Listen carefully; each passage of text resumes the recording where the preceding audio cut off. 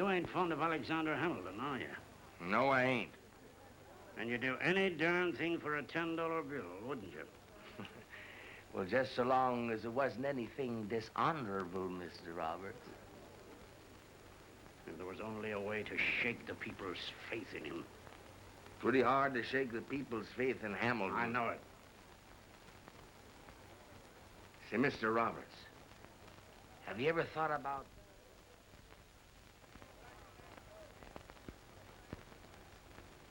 Now, sit down. No, Alexander. No more work tonight. Come with me, a little spree, eh? What do you call a little spree? A little spree.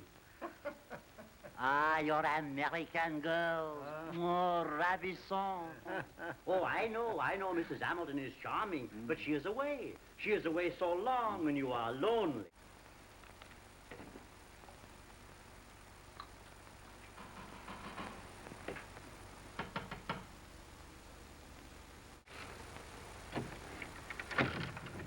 What is it? Are you Alexander Hamilton? Yes. Oh. It's very late, isn't it? Were you just going to bed? I think I was. Oh, then I ought not to have disturbed you. It was mighty nice of you to let me in. What do you want? I want money. Money? But first of all, how much money do you need? I'm afraid I ought not to have come to you. Well, I want you to understand that the Treasury doesn't give money to individuals. I'm not a rich man, but I'm very sorry for you, and I'm going to let you have $50 out of my own purse. Oh, thank you. But you must regard it as a personal loan. It has nothing to do with the Treasury. You're certainly very good to me. Why, I don't know what's come over me. I feel so faint. Have some water. Drink this. Feel my face. How it's burning. You're feeling better, aren't you? Yes. Yes. Just let me stay a moment.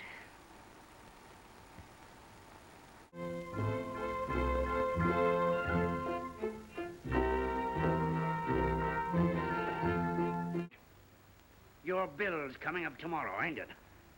Now, what would you say if the newspapers came out in the morning with the story that the Secretary of the Treasury was playing crooked with the nation's money? Is there any danger of the papers getting it? There's more than a danger. The advertiser's got the story now, and is going to publish it tomorrow unless... Unless? Well, unless you deny it, which you couldn't very well, because there are the proofs that you paid the money to Reynolds, and you can't explain why. You've got me, haven't you? Now, Mr. Hamilton, if you'll withdraw your assumption bill, I'll guarantee that story will not be printed. Alexander, I don't know and I don't care about this false charge they're bringing against you. But you've worked for that bill for 8 years. No one knows as well as I how hard he's worked. And you must not withdraw it. Well, the bill's killed either way. If this story of your being mixed up with this woman comes out... Oh, well, I'm sorry.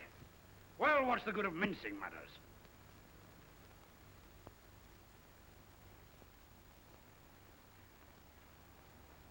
Alexander, is it true?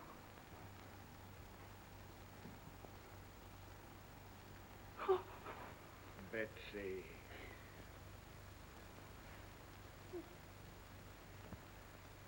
Does anyone else know?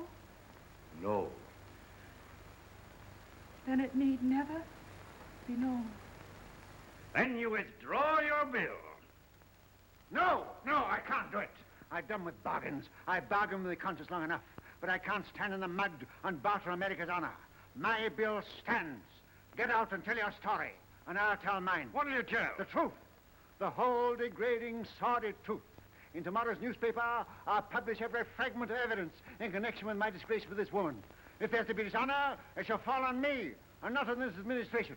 I'll sacrifice my name. I'll sacrifice my home. But by God, Betsy, I can't sell my country.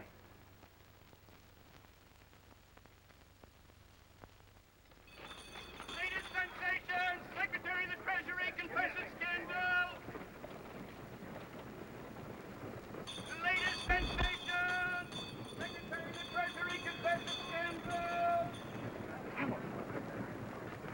Well, who'd have thought Hamilton ever get mixed up in a thing like that? Gentlemen, I'd hate to be an issue. So would I.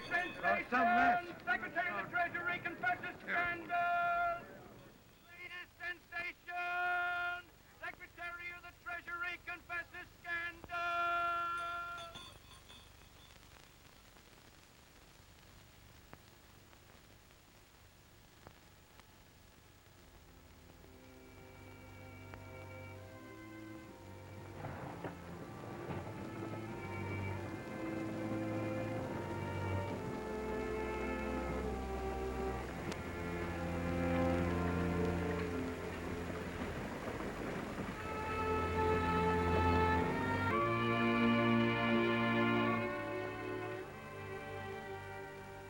Good of you to come to tell me goodbye.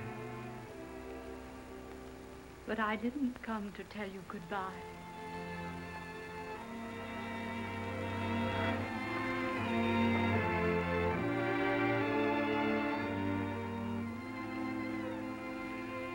You didn't really care for her, did you? Oh.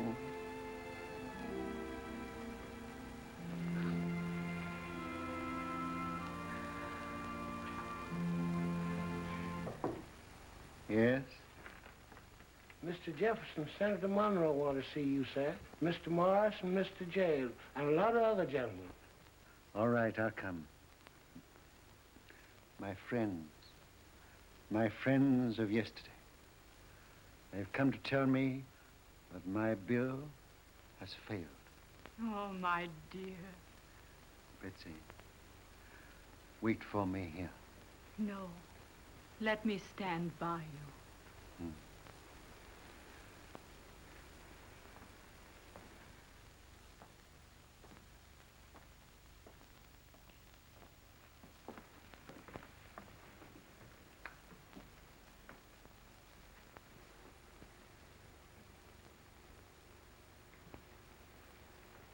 Gentlemen, I am at your service. Colonel Hamilton, you see before you men of your own party, as well as your political opponents. They have asked me to speak for them. And Mr. Jefferson, let me spare you that painful duty. I know why you are here. You have come in advance of President Washington's orders to relieve me of my office and to tell me that my bill has been defeated. I must accept the verdict. Colonel Hamilton, I have been asked to tell you that every man in this room, every man in the cabinet, every man in the Senate,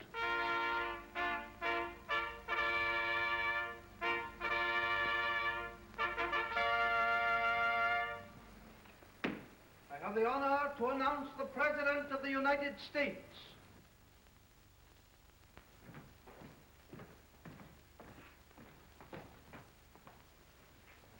Colonel Hamilton, I have come to express my confidence in your integrity. You've upheld the honor of the Secretary of the Treasury at the expense of Alexander Hamilton, the man. By your courageous action, you've swung all parties to your support. Your bill has been passed by an overwhelming vote. Oh, my dear.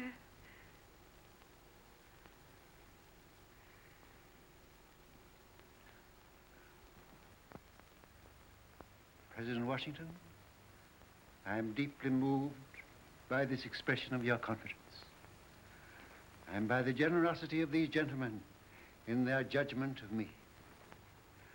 But the passage of my bill has stirred within me a still deeper feeling.